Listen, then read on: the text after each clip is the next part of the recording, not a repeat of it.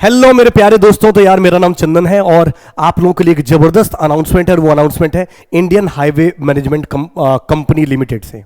और इसके अंदर अगर आप सीएस बैकग्राउंड से हैं और अगर आपने गेट के अंदर जो 2025 के अंदर अगर आपने सीएस में ही गेट लिखा है तो आप एलिजिबल है। और एक चीज और खास बात, बहुत सारे लोग बोलते हैं कि सर पीएसयू जो है ना वो डेटा साइंस के थ्रू जो ब्रांच है उसके थ्रू एलिजिबिलिटी नहीं निकल पा रही है, नहीं नोटिफिकेशन रिलीज हो पा रही है। तो आपकी बातों को गलत साबित करने के लिए national highway Indian highway management company limited ने क्या किया, वैकेंसी रिक्रूट निकाली है और इसमें डीए ब्रांच के थ्रू भी रिक्रूट करने वाले हैं।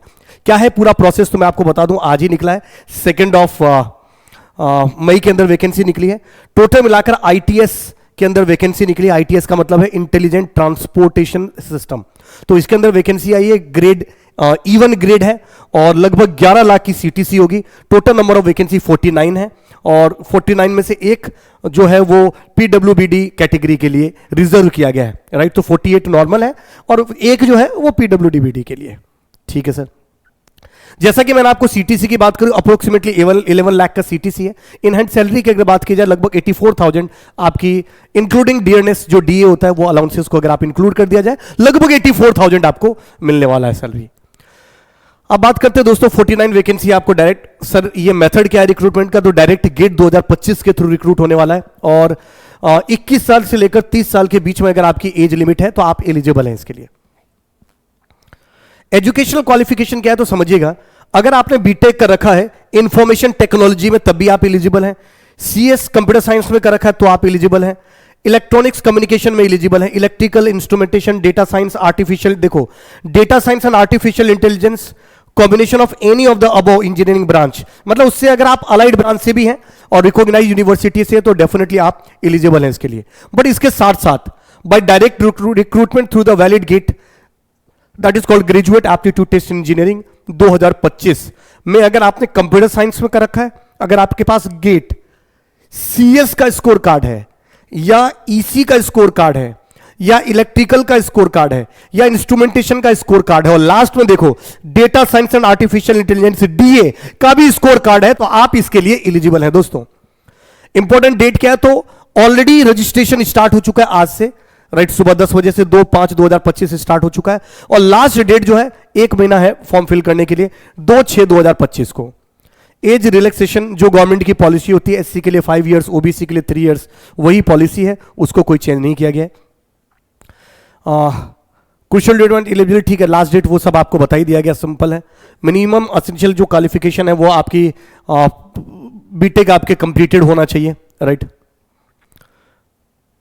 रिजर्वेशन ये सब चीजें तो ऑलरेडी वही क्राइटेरिया जो ऑलरेडी दिया गया। देखो सिलेक्शन प्रोसेस की बात करता हूं।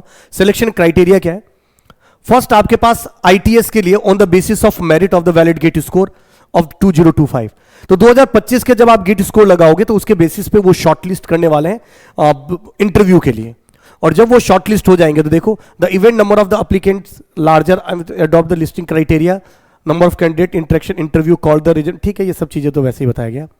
Final merit list, if there are the 2 और more candidate in the same category having the equal score marks, the person older age, यानी अगर कोई 2 स्टूडेंट है जिसके सेम ही मार्क्स आ रहे हैं तो जिसकी एज ज्यादा होगी उसको प्रायोरिटी दी जाएगी।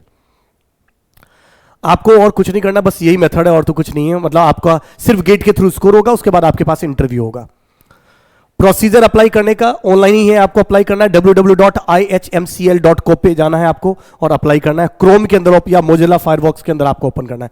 करियर वाले टैब में जाना है, न्यू ओपनिंग्स में जाना है और वहां पर आपको फिल करना है। फोटोग्राफ की रिक्वायरमेंट होगी, सिग्नेचर की रिक्वायरमेंट होगी, क्लास 10th की कास्ट सर्टिफिकेट की रिक्वायरमेंट होगी और इंजीनियरिंग डिग्री रिलेवेंट डिसिप्लिन का पीडीएफ के फॉर्म में आपको अपलोड करना होगा। गेट स्कोर कार्ड भी पीडीएफ के फॉर्म में आपको अपलोड करना होगा।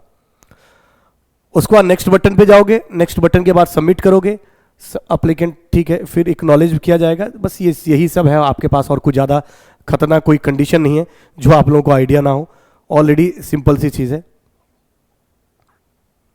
ये तो गेट स्कोर। अच्छा एक चीज़ ध्यान रखिएगा, जो पूरा प्रोसेस होता है वो बेस्ड होता है गेट स्कोर के ऊपर। तो जब कभी आप फॉर्म फिल कर रहे होंगे तो उसमें आपको गेट स्कोर बोला जाएगा। गेट मार्क्स और रैंक डालने से कुछ फर्क नहीं पड़ेगा, गेट स्कोर सबसे इंपॉर्टेंट चीज है, वो आपको फिल करना है। तो आप लोग अगर एलिजिबल मानते हैं अपने आप को इसके अंदर और एलिजिबल हैं तो मुझे ऐसा लगता है कि ये एक गोल्डन अपॉर्चुनिटी है सीएस और डीए वाले बच्चों के लिए। डेफिनेटली आपको फॉर्म फिल करना चाहिए।